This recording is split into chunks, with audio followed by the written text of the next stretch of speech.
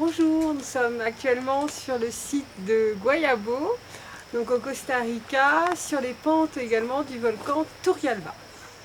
Donc ici, vous avez le plus beau pétroglyphe du site. En termes de datation, ça va être très compliqué étant donné que les premières traces d'occupation du site datent de 1000 avant Jésus-Christ et les dernières traces d'occupation du site datent de 1500 avant Jésus-Christ. Donc le laps de temps est vraiment très important. Alors le gros intérêt de ce bloc ici, c'est qu'il est très caractéristique des figures animales au Costa Rica. C'est-à-dire qu'ici vous avez donc non pas des gravures, mais des bas-reliefs. Alors qu'au Nicaragua, on avait bien vu que l'on avait quasiment que des gravures. Donc ici, vous avez un jaguar de ce côté-ci, avec la tête qui est renversée, la bouche ouverte. Donc de ce côté-ci du monolithe, on voit bien qu'il s'agit là d'un bas-relief. Alors le jaguar est très représenté par les précolombiens. On a plusieurs petites figurines en or, en jade, énormément de dessins de pétroglyphes également représentés sur tout le Costa Rica. Le jaguar, on le retrouve également très souvent au Nicaragua. Pourquoi le jaguar? Il s'agit d'un animal nocturne, donc qui avait une grande force, qui exerçait une grande fascination. Et donc les gens du Costa Rica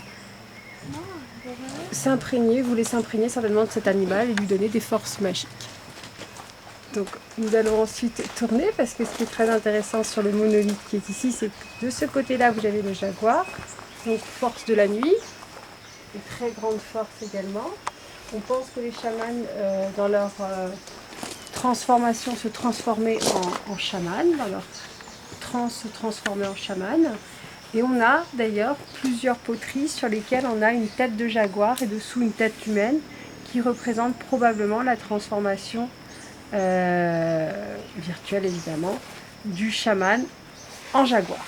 Donc ici le jaguar, alors on tourne et de l'autre côté du même bloc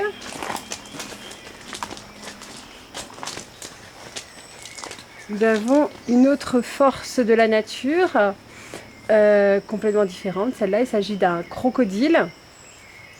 Donc force de la nature aquatique et terrestre et également diurne davantage. Donc ici, on voit que la queue du jaguar et la queue du crocodile sont dans le même sens. Les têtes du crocodile et les têtes du jaguar sont également dans le même sens. Alors pourquoi le crocodile? Également pour sa grande force, il est très souvent représenté, le crocodile, sur des petits objets en or, sur des petits objets en jade. On le retrouve très souvent sur les pétroglyphes au Nicaragua également. Donc ici, ce que l'on constate, c'est que ce n'est pas non plus des gravures, c'est un bas-relief une fois plus. Donc, comme je disais, les pétroglyphes au Costa Rica, quand il s'agit de choses, quand il s'agit d'animaux, essentiellement, de choses de la nature, c'est plus souvent des bas-reliefs.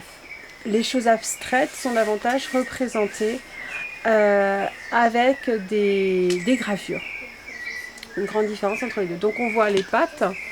Alors, est-ce qu'il s'agit d'un crocodile?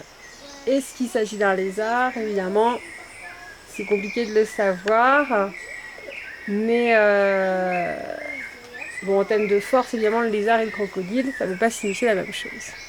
Donc notre caméraman va tourner un petit peu par là pour montrer comment les deux têtes se rejoignent. Donc par ici, par ici.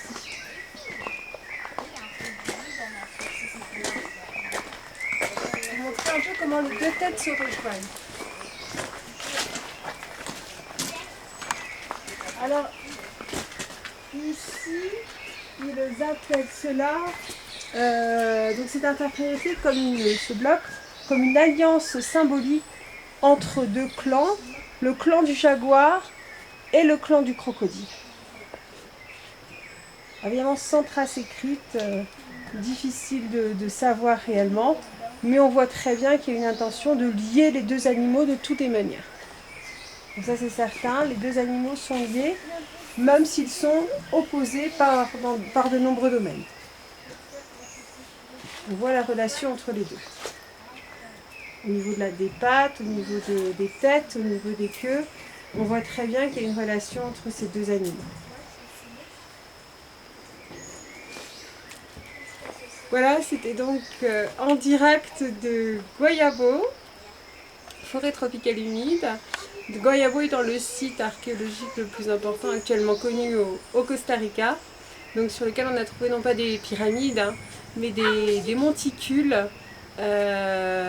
donc, qui ont une hauteur maximum de 3 mètres et par lesquels ces monticules permettent de distinguer la maison du chef ainsi que les autres maisons. Voilà. Là, tu veux rajouter quelque chose? Non, ça ira. Merci. Merci. Comme on dit ici. Con mucho gusto.